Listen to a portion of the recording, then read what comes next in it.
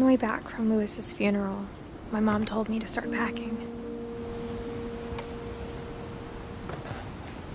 She waited until the day before we left to tell Edie.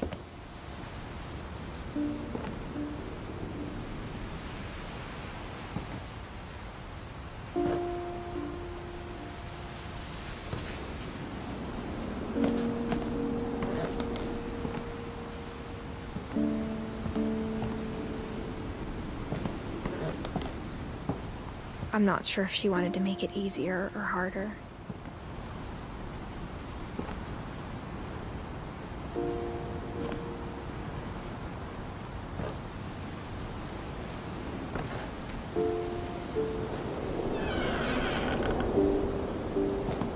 I wish we'd stayed.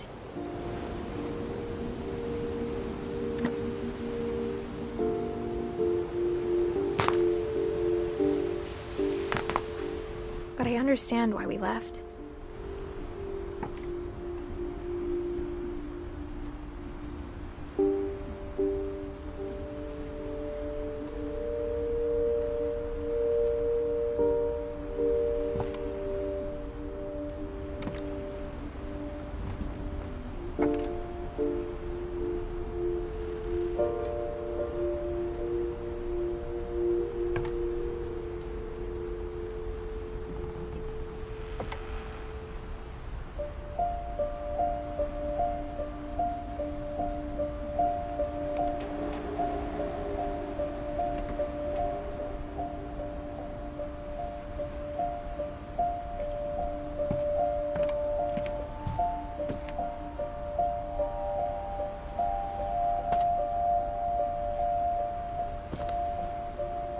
My mom ended up leaving everything behind.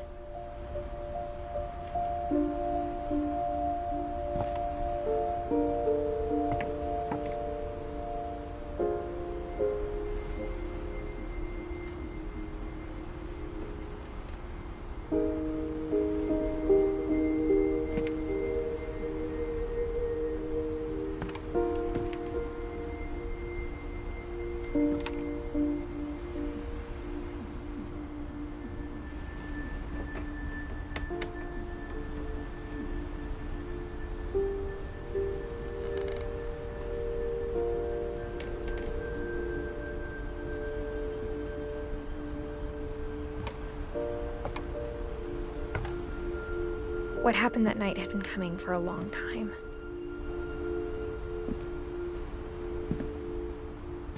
Maybe it should have come sooner.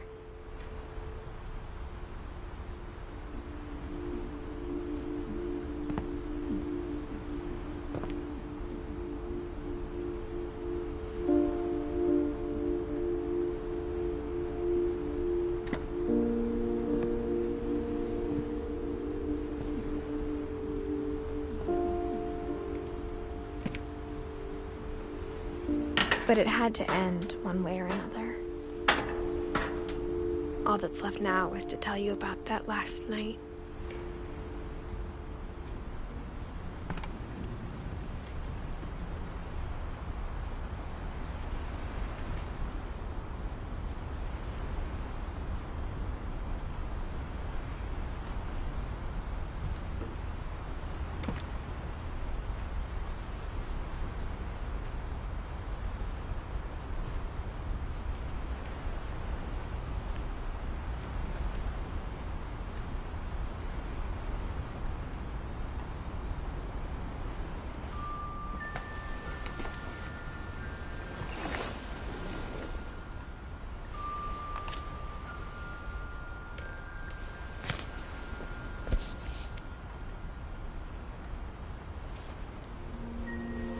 That whole last day, Edie just watched us pack and didn't say a word.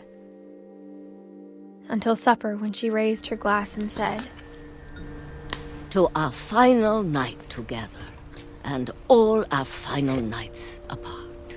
Grandma, you know what I said about alcohol. Some of your medications are very Edith, specific. I left a present for you in the hallway. Why don't you go open it? The grown-ups have to argue now.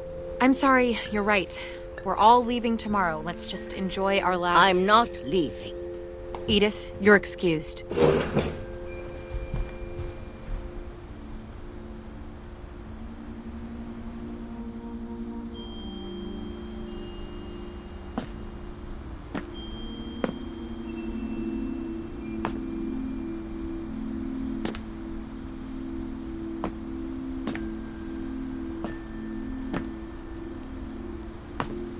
The power had been shut off that morning, but Edie always had plenty of candles.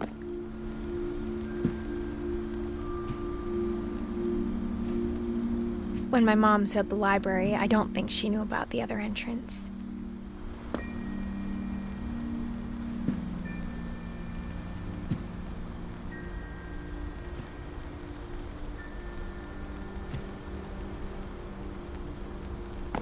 Or that Edie had a key to it.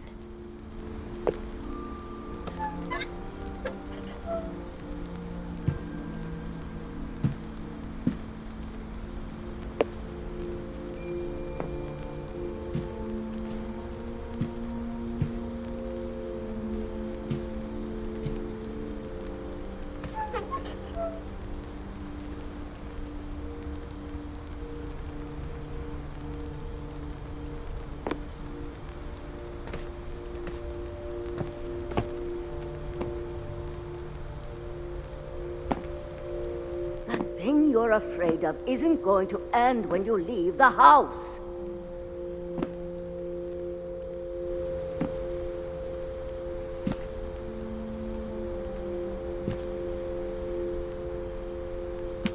Edith has a right to know these stories. My children are dead because of your stories. I think it's best if Edith and I leave tonight.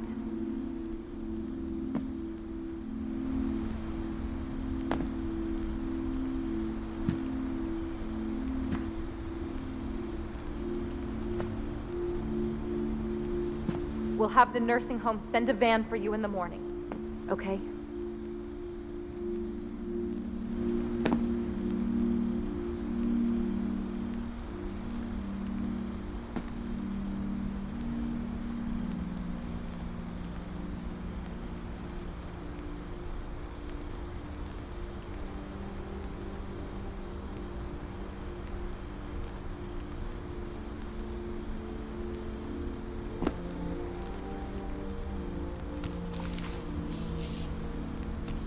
Dear Edith, there's so many stories I wish I could tell you, but there's only time for one.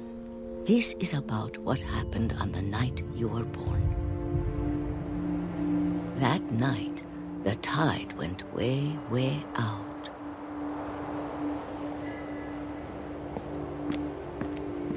It was the first and last time I ever saw the old house aground. There'd been an earthquake out in the middle of the ocean. They called it the lowest tide in 1,000 years. God, it smelled awful. You know, I've seen that house every day of my life.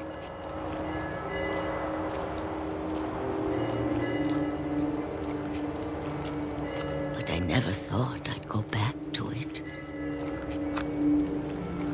When the fog rolled in, I lost my way.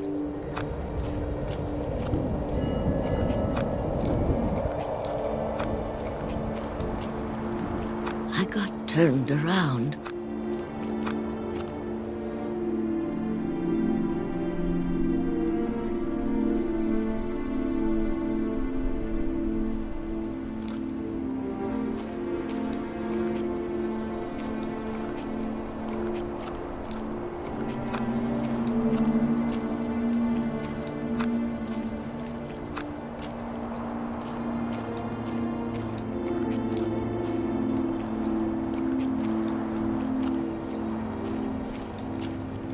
I started seeing things.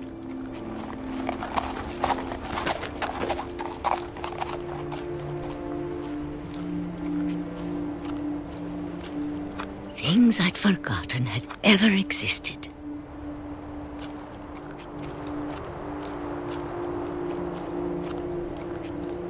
But when I saw them, they felt like old friends. That night, a lot of things came back to me. Or maybe I came back to them.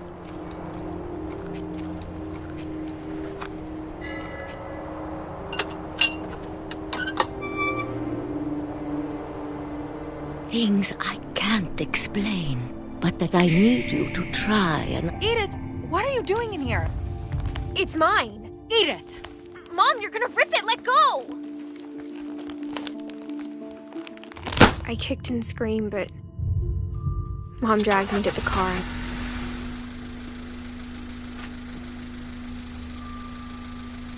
I never saw Great-Grandma Edie again. The next morning, the van came to pick her up, but she was already gone. After that, we moved around a lot.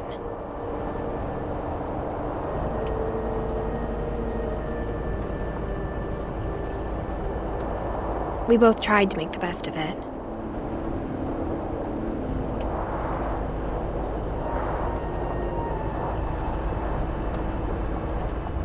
A few years went by.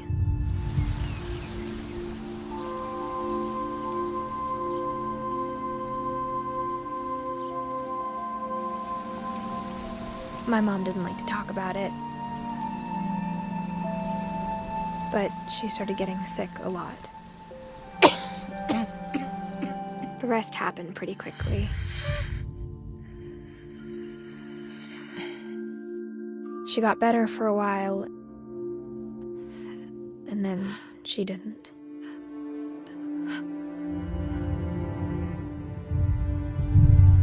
And then I was alone.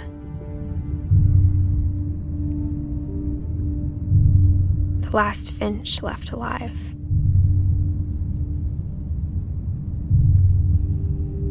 Until I found out about you. I'm still not sure what to tell you about all this. If we lived forever, maybe we'd have time to understand things. But as it is, I think the best we can do is try to open our eyes. And appreciate how strange and brief all of this is.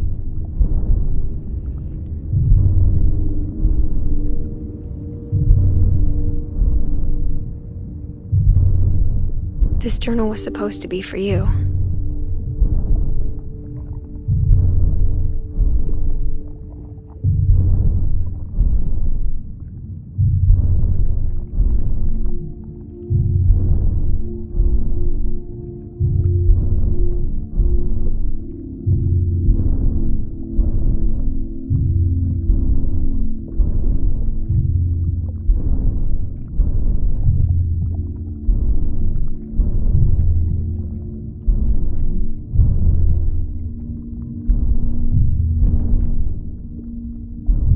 But now I hope you'll never see it.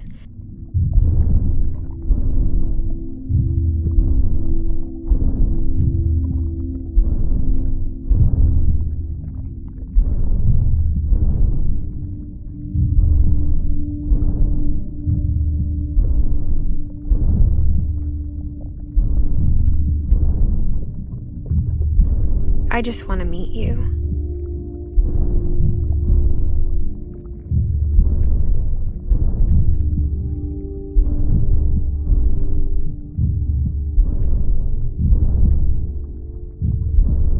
And tell you all these stories myself.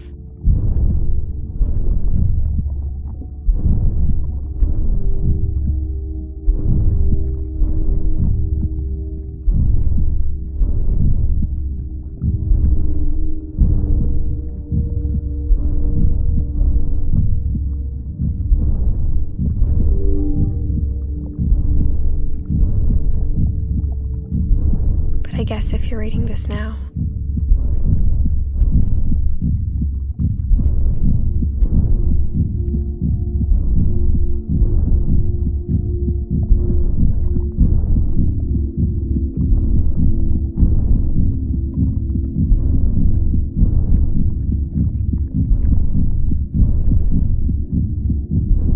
things didn't work out that way.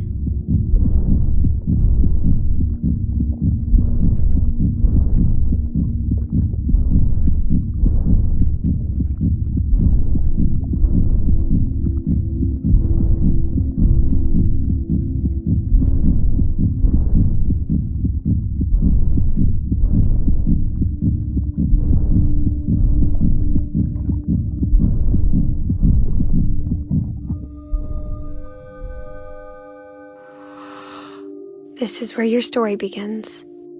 I'm sorry I won't be there to see it. It's a lot to ask, but I don't want you to be sad that I'm gone. I want you to be amazed that any of us ever had a chance to be here at all. Good luck.